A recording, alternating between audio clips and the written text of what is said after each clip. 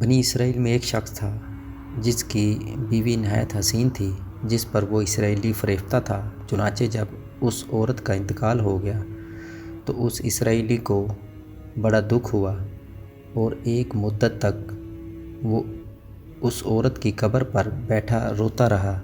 اتفاقاً حضرت عیسیٰ علیہ السلام کا ادھر سے گزر ہوا تو انہوں نے اسرائیلی کو پریشان حال دیکھ کر اس کا سبب معلوم کیا۔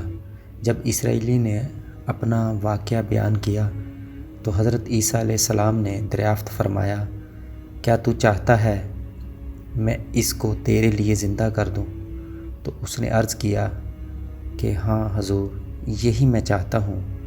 چنانچہ جب حضرت عیسیٰ علیہ السلام نے اس قبر کو مردہ کو آواز دی تو قبر سے ایک حبشی غلام، جس کے ناک کے نتنوں، آنکھوں اور جسم کے دوسرے سوراخوں سے آگ کی لپٹیں اٹھ رہی تھی، حضرت عیسیٰ علیہ السلام کو دیکھتے ہی غلام نے کلمہ پڑھا کہ لا الہ الا اللہ عیسیٰ روح اللہ۔ اسرائیلی نے یہ دیکھ کر عرض کیا، حضور مجھ سے غلطی ہو گئی، میری بیوی کی قبر تو دوسری ہے۔ یہ سن کر حضرت عیسیٰ علیہ السلام نے حبشی کو حکم دیا کہ تم اپنی قبر میں واپس ہو جاؤ۔ چنانچہ وہ مردہ ہو کر گر گیا اور اس کی قبر کو مٹی سے چھپا دیا گیا۔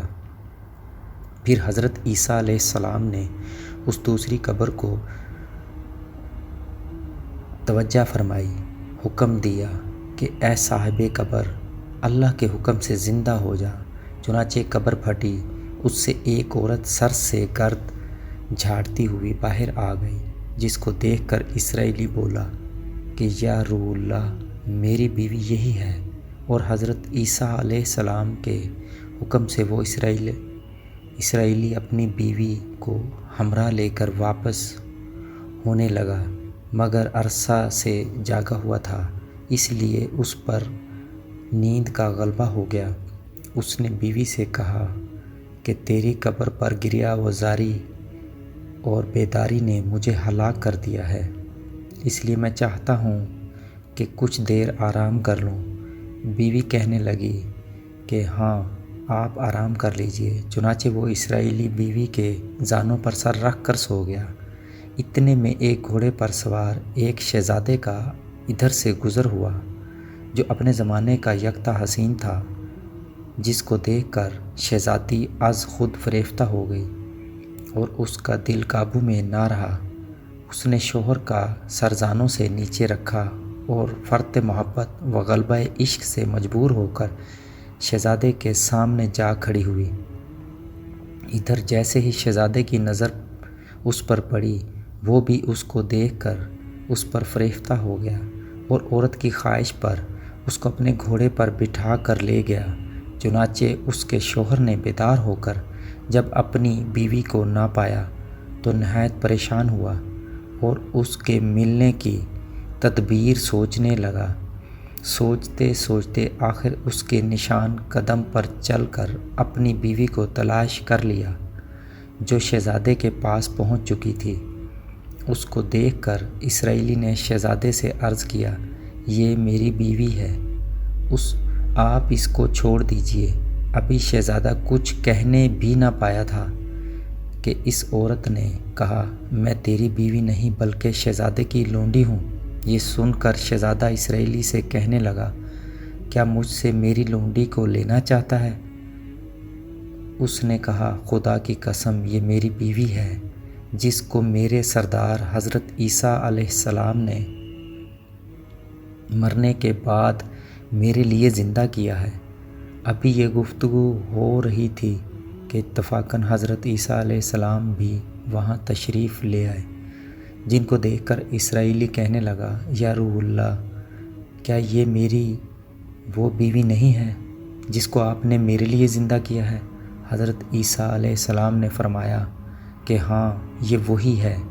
یہ سن کر عورت کہنے لگی، یا روح اللہ، یہ شخص جھوٹا ہے، میں تو اس شہزادے کی لونڈی ہوں۔ حضرت عیسیٰ علیہ السلام نے فرمایا، کیا تو وہ عورت نہیں جس کو میں نے اللہ کے حکم سے زندہ کیا ہے؟ عورت نے کہا، یا روح اللہ، بخدا میں وہ نہیں ہوں۔ اس کے بعد حضرت عیسیٰ علیہ السلام نے فرمایا، جو جان خدا کے حکم سے میں نے تجھے دی ہے اس کو واپس کر دے۔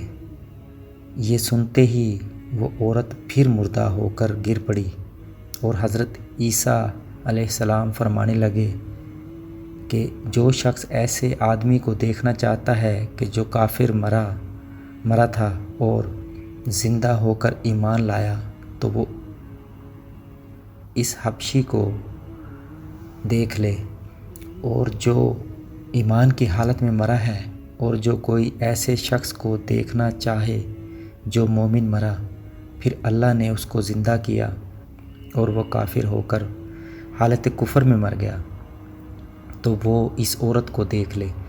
اس واقعہ کو دیکھ کر اسرائیلی نے قسم کھائی، اب کبھی نکاح نہ کروں گا، اور میدانوں کی طرف نکل گیا جہاں اللہ تعالیٰ کی عبادت میں مصروف رہ کر اسے موت آ گئی۔ اللہ تعالیٰ اس پر رحم فرمائے۔ نبی اور رسول کے اقرار و انکار کا نتیجہ اس حقائق سے ظاہر ہوتا ہے اور سبق ملتا ہے کہ کامیابی اپنے نبی صلی اللہ علیہ وآلہ وسلم کے اطاعت و محبت سے ہی مل سکتی ہے۔ چنانچہ ہمیں بھی چاہیے کہ ہر حال میں اپنے نبی صلی اللہ علیہ وآلہ وسلم کی اطاعت کو سامنے رکھیں، چاہے دل مانے یا نہ مانے، لیکن نبی کریم صلی اللہ علیہ وآلہ وسلم کے طریقوں کو لازمی اپنایا جائے۔ اللہ تعالیٰ اس واقعہ سے سبق حاصل کر کے ہمیں عمل کرنے کی توفیق عطا فرمائے۔ آمین یا رب العالمین۔